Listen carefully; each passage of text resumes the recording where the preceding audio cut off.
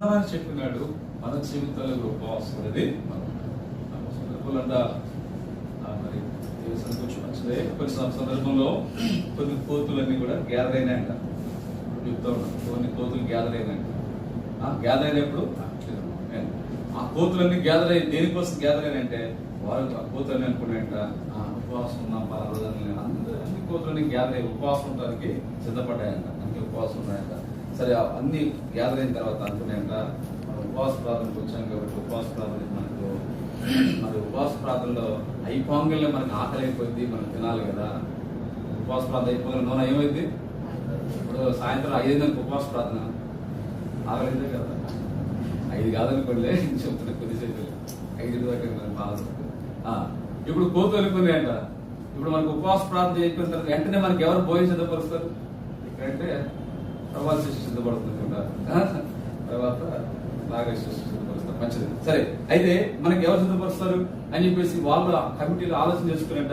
సరే, ముందుగా మనం ఏం చేద్దామంటే ఉపవాస ప్రార్థన అయిపోగా తినాలంటే అరటికాయలు తెచ్చుకున్నారు అనుకున్నాయంట. పోయేసి అరటికాయలు తీసుకొచ్చుకుని దగ్గర పెట్టుకున్నాయంట.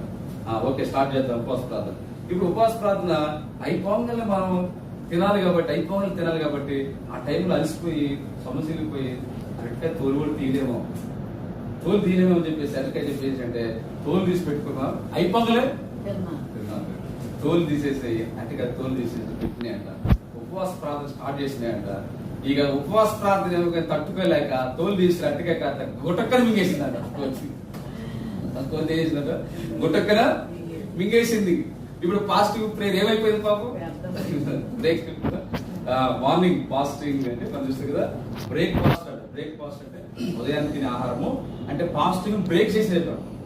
బ్రేక్ఫాస్ట్ అంటే ఫాస్టింగ్ ని బ్రేక్ అంటే తినకుండా ఉన్నాము, అది కంటిన్యూస్ కాకుండా ఏమైపోయిందంటే ఆహారం తిన్నాం, ఫాస్టింగ్ కాస్త బ్రేక్ అయిపోయింది. దాన్ని బ్రేక్ఫాస్ట్ అంటారు. బ్రేక్ మార్నింగ్ తినే ఆహారం కదా. చూడండి, ఇక్కడ మనం చూస్తే ఇలాగ మనం చూసినాం దేవుడు ఆ ఉపవాస ప్రార్థన ప్రాముఖ్యత తెలియవచ్చు. చూడండి, చదువుకున్నాం యెషయా గ్రంథం 58వ అధ్యాయము. ఈ 58వ అధ్యాయంలో మనము ఇక్కడ ప్రార్థన చేసే సమయంలో ఎలాంటి లక్షణాలు ఉండకూడదు. మొదటి భాగంలో ఈ 58వ అధ్యాయం 1 నుండి 5 వరకు కూడా మొదటి భాగం. ఈ భాగం ఏం చూపిస్తుంటే ఉపవాసం ఉండే టైంలో మనకి ఏ లక్షణాలు ఉండకూడదు, లేకపోతే మనకి ఎలాంటి విషయాలు నెగిటివ్ థింగ్స్ ఎలాంటి విషయాలు ఉండకూడదు. రెండో చూస్తే మనం చదువుకున్న 6 నుండి 8 వరకు ఏ లక్షణాలు కలిగి ఉండాలి. రెండో భాగం ఏ లక్షణాలు కలిగి ఉపవాస ప్రార్థన చేయాలి మనం అంటే భూమి మీద దేవుడి ప్రజలు సార్వత్రిక సంఘం అంతా కూడా మనమే కదా. భూమి మీద ఉన్న ప్రజలందరూ ఎలా చేయాలి దేవుడు కోరుతున్నాడు కాబట్టి రెండోది ఏ లక్షణాలు కలిగి ఉండే ఉపవాస ప్రార్థన.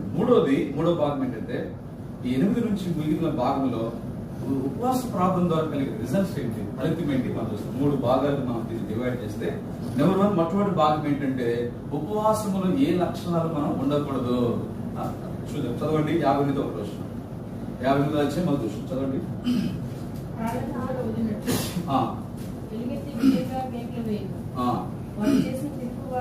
వారు చేసిన తిరుగుబాటును అయితే మనం చూస్తే నెంబర్ 1 మొదటి భాగం ఏంటంటే వారు చేసిన తిరుగుబాటు నా జిల్లకు అంటే ఇశ్రాయేలు మధ్యలో వారి జీవితం ఏముందని చెప్పడం వల్ల తిరుగుబాటు ఉంది. తిరుగుబాటు అంటే అర్థం ఏంటి? చెప్పింది కనుక వద్దనని చేయగలము. ఇంకా చెప్పండి, తిరుగుబాటు అంటే రాజ్యాలు అనేవి ఆ రాజ్యం ఒక రాజ్యం వరకు ఒప్పందంతో ఉంటాయి. ఆ ఒప్పందాన్ని బ్రేక్ చేసి ఏం చేస్తారంటే వారి మీద యుద్ధానికి వెళ్ళిపోవడం. అప్పటిదాకా ఒప్పందం కలిగి ఉంటారు 2 రాజ్యాలు. ఆ ఒప్పందాల ప్రకారం ఇప్పుడు ఏం చేస్తారంటే ఆ ఒప్పందం ప్రకారం వారి జన్మానం పన్ను కట్టకుండా ఏంటంటే బైబిల్లో మనకు రాజుల కాలం వస్తాం. వాళ్ళు ఏం చేస్తారంటే తిరుగుబాటు చేస్తారు. వాళ్ళు అంటే వాళ్ళ మీద యుద్ధానికి వెళ్ళారు తిరుగుబాటు. కాబట్టి దేవుని మీద యెహోవా మీద ఏం చేశారంటే ఇశ్రాయేలు తిరుగుబాటు ఉండకూడదు. కాబట్టి మన జీవితాల్లో కూడా మనము దేవుని మీద తిరుగుబాటు చేయకూడదు, వాక్యం మీద తిరుగుబాటు చేయకూడదు, గాడ్ సర్వెంట్స్ దైవజనుల మీద తిరుగుబాటు చేయకూడదు. మనం పిల్లలు తల్లిదండ్రుల మీద తిరగబడకూడదు. ఏమన్నాడు యెహోవా దేవుడు 1వ అధ్యాయంలో, ఇదిగో ఆకాశం ఆలకించుము, భూమి చెవిగ్గుము, నేను పిల్లలు పెంచి గొప్పవారిని